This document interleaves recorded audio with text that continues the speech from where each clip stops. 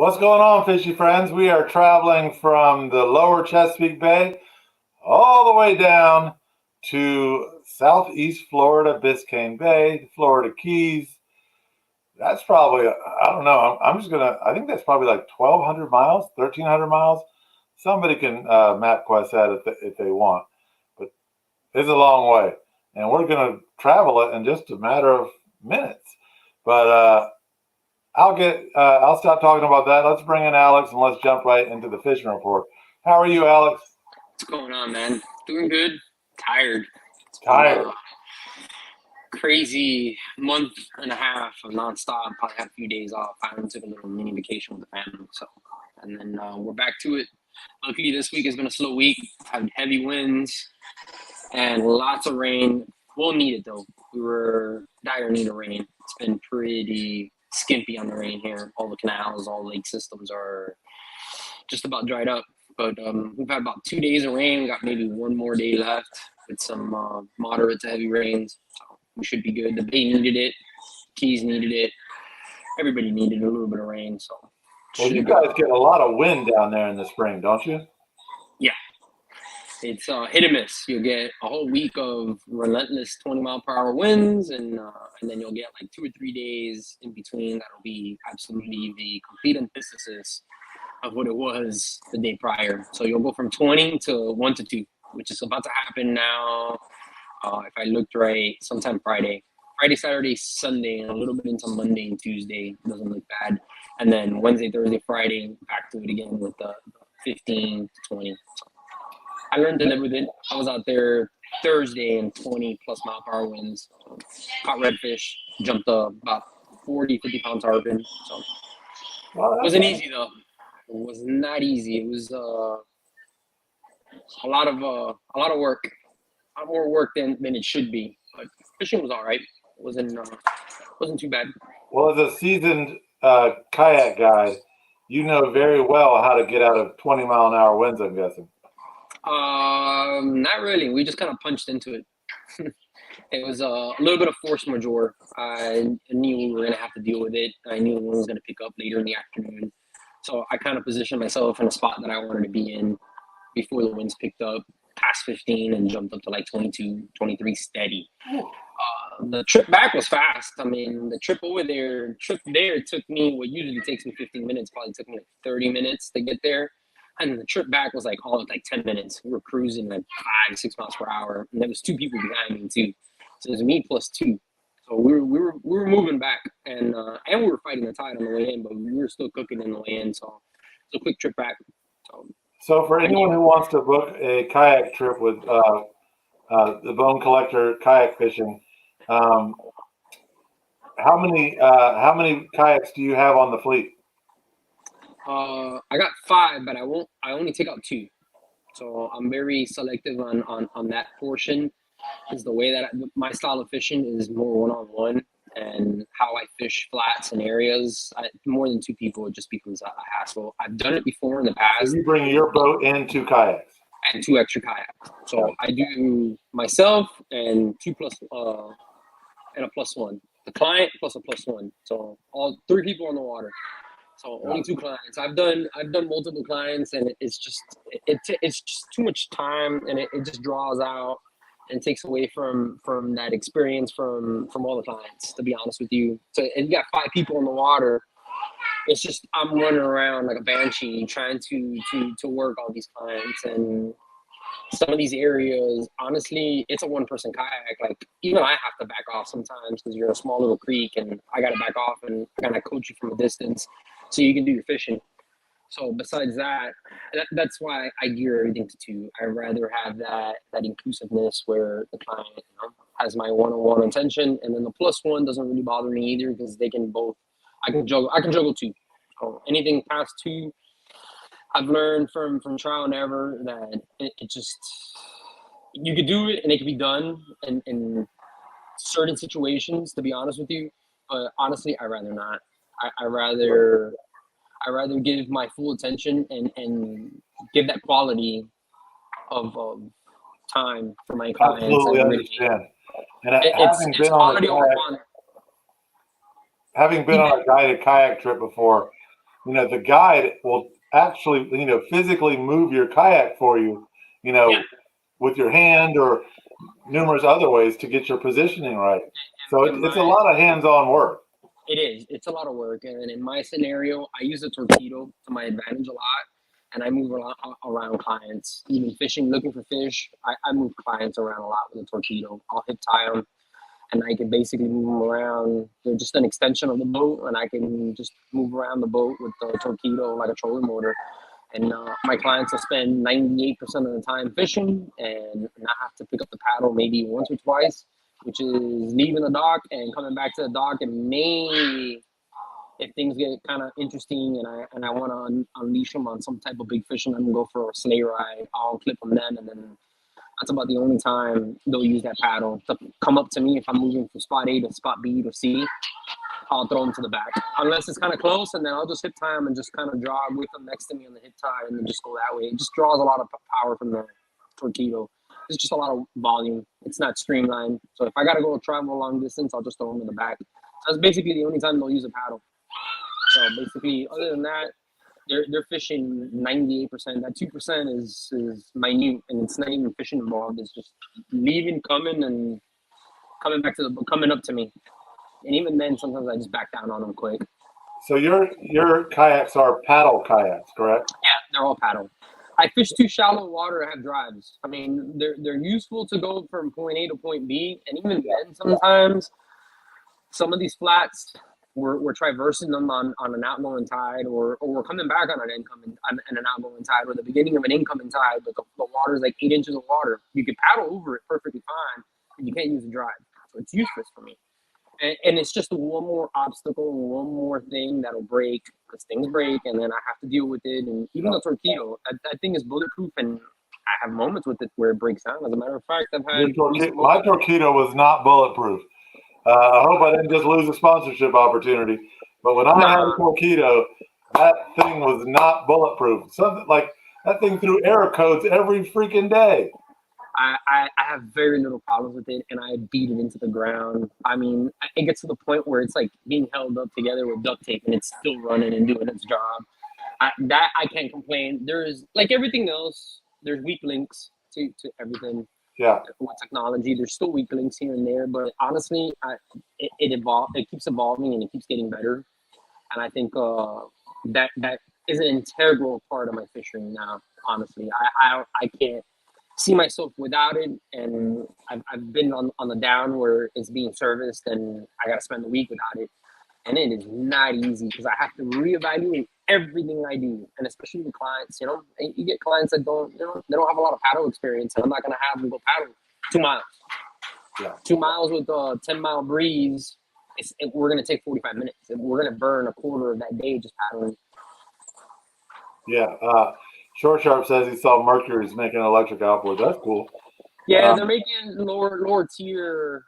I think it's going from like 25 horsepower up to like 90. I think they did. I saw that as well too. I saw it at the boat show. Yeah, I think Tesla. I feel like Tesla's making one too. I feel like I saw that a few years ago. Torpedo's on the forefront of it.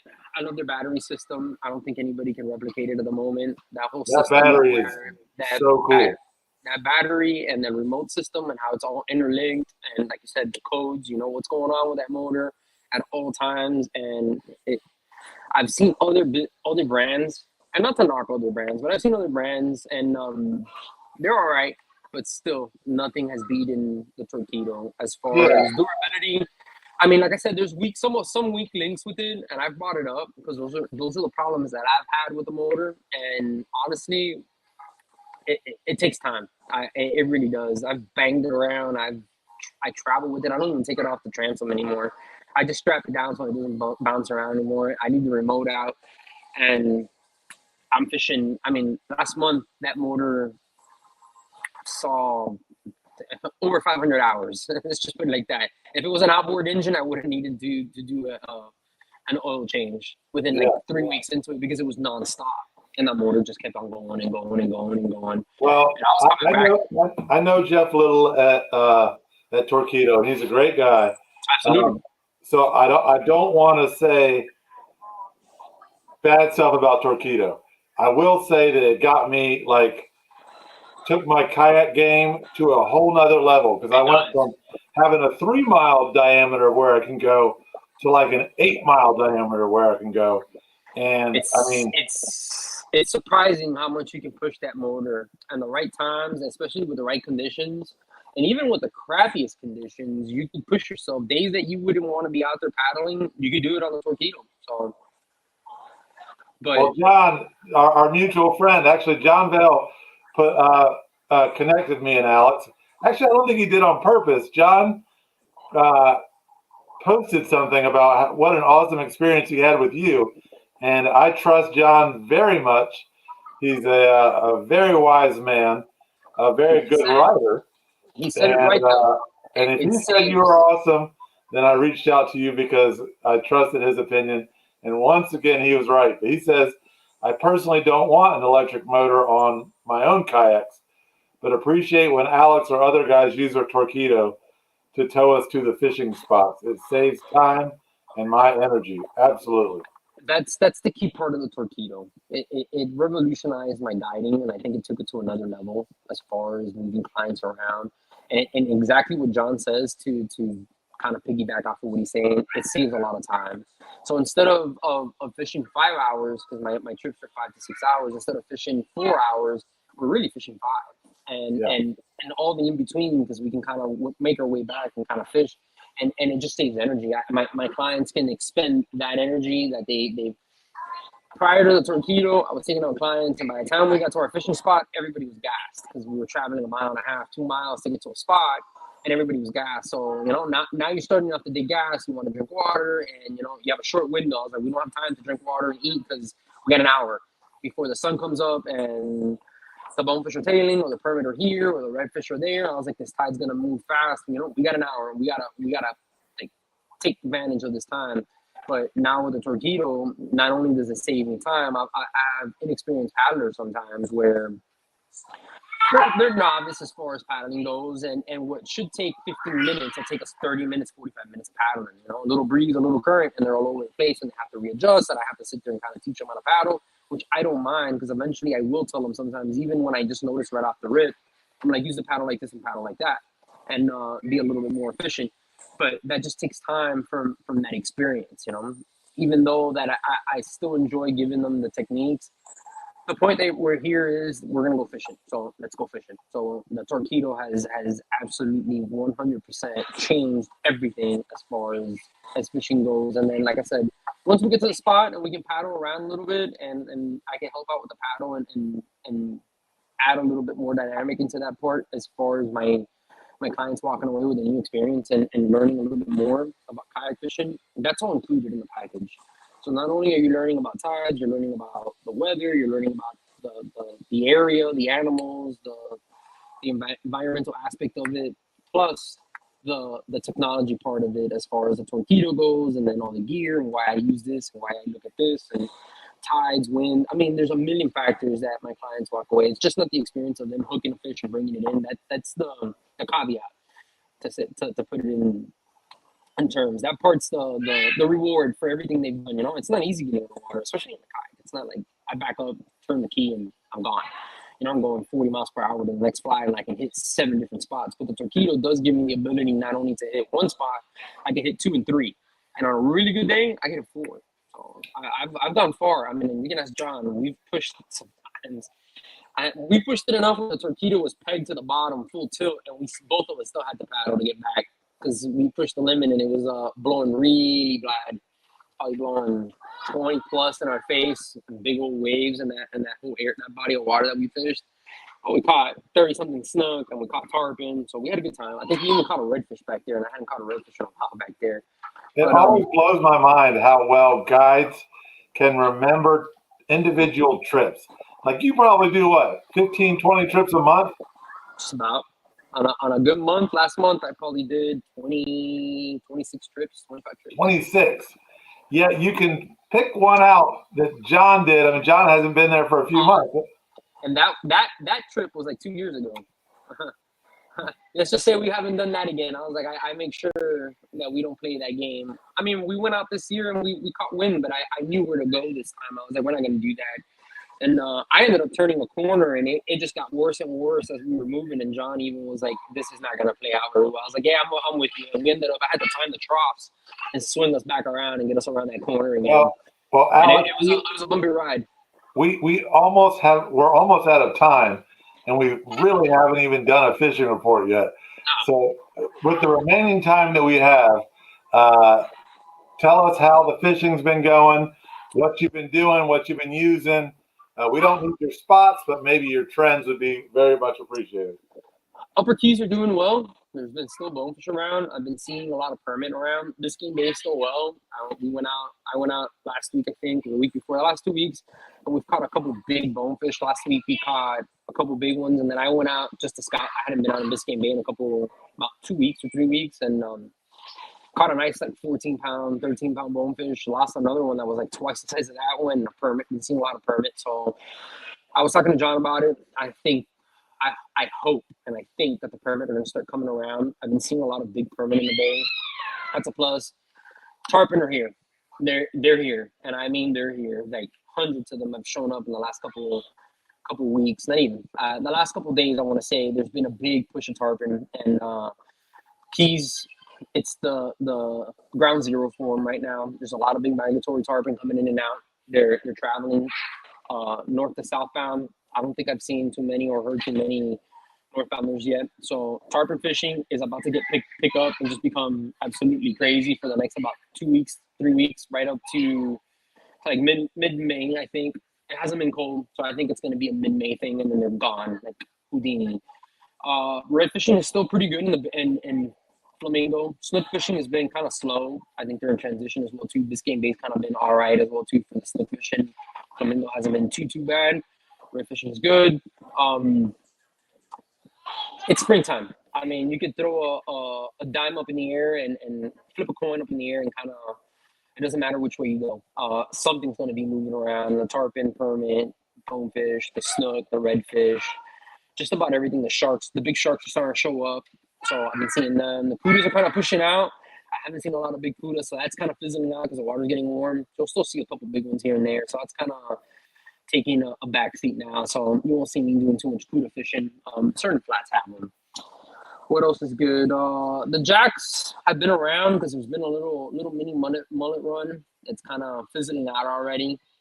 We'll see now with this couple days of rain what the water temperatures are going to be at. Maybe the mullet will kind of swing back down a little bit. But last week there was a decent amount of mullet in the bay, and there was some pretty big jacks around. It's kind of hit and miss with them. So the big jack crevalles are around for the moment. I think they'll be gone either this week or next week, depending on how this water temperature sticks. If it bounces right back up to where it was, I think the jacks are done. And then the snapper fishing will start picking up, especially in the evenings and early mornings. They'll start getting ready for their spawn. So cuts, deeper water edges, mangroves, those big snapper will be around. It's the time of the year to bring some tasty fish home. Good stuff. On the end part of it, I don't do too much snapper fishing, but I do keep tabs on them. I do get the inquiries every once in a while, and I'll keep tabs on them. A few spots where you can catch some big ones. So that's kind of fishing in a nutshell. It's really a coin toss on what you want to do. I mean, I'm still focused more on the bonefish, the permit, and the tarpon. I think I'll change gear more toward the tarpon now since I've been seeing some decent ones.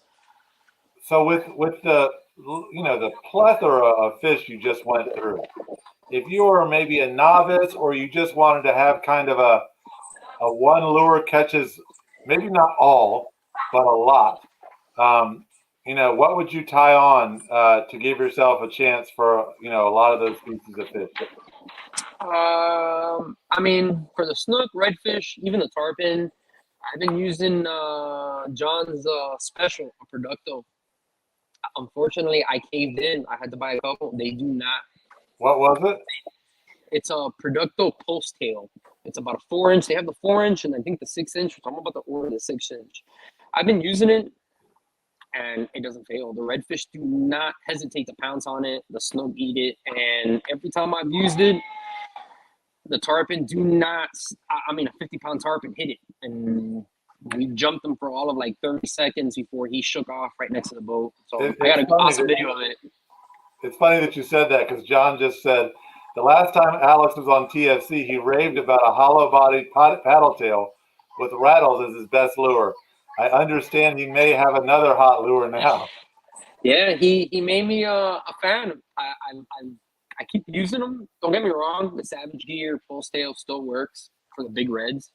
I used it the other day and the big red hit on that. But for number wise and for not to wear yourself down, little 3/8 ounce, 1/4 ounce jig head with one of those Producto Pulse Tails or paddle tails.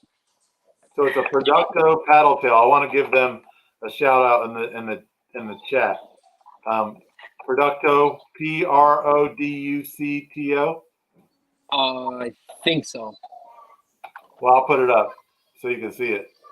It'll shoot Like you that? to their Producto. Yeah, it'll shoot you to their DB. That's kind of their main name, and I think they have a DBA, which I always forget. John always reminds me of it. But Well, here it is. He said that lure is called a buzztail shad. It is made by Producto, Bodacious Baits Company. Bodacious. There we go. Well, I will. I'll contact them, and you know, for a lure maker, something like this, where people are not paid to talk about your product and are telling and an established guide that is now saying this is his favorite lure.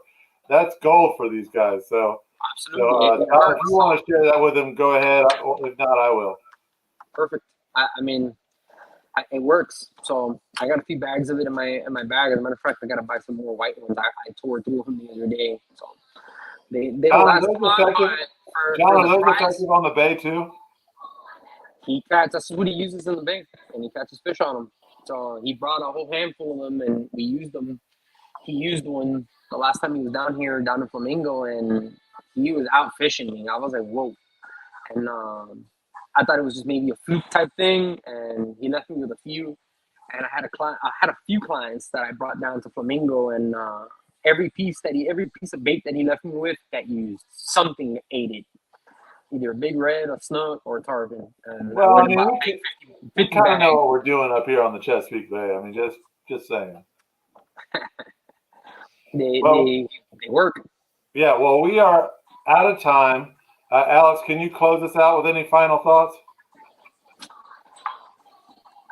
Just fish and enjoy your time on the water. You never know, it could be your last day, or we're lucky to be out on the water.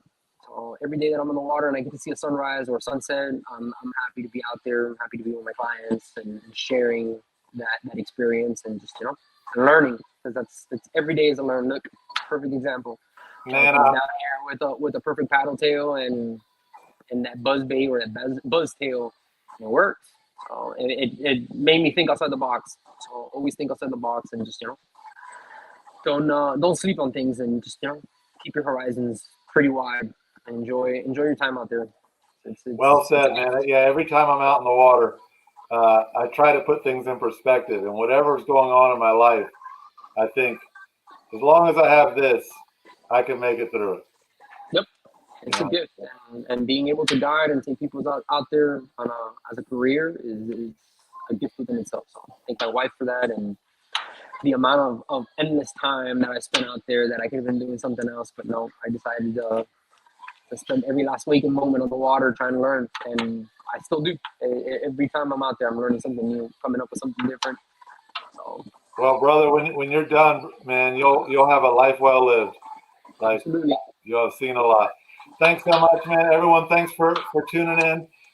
This is an awesome fishing report. We just started it a couple months ago, but if you've got friends that fish this area, A, tell them to book a trip with Captain Alex Tejeda, and B, tell them to watch this report, because it really takes our viewers to spread the word. And that's really the way that I like to grow things. When we started doing these reports in the Chesapeake region, we used to only have a handful of people watching, but the word spread, and now we have 50 plus people on those reports. So if you love fishing, book a trip with Captain Alex and tell your friends to watch this report, because we're just getting started and it's only getting better. Thanks so much, Captain Alex. Thanks so much, buddy. And we'll check you guys out Next time, in a few minutes, we're going to do the snakehead report. We're going back to Maryland to do the snakehead report with Cambo trout. Take care, everybody. All right, guys.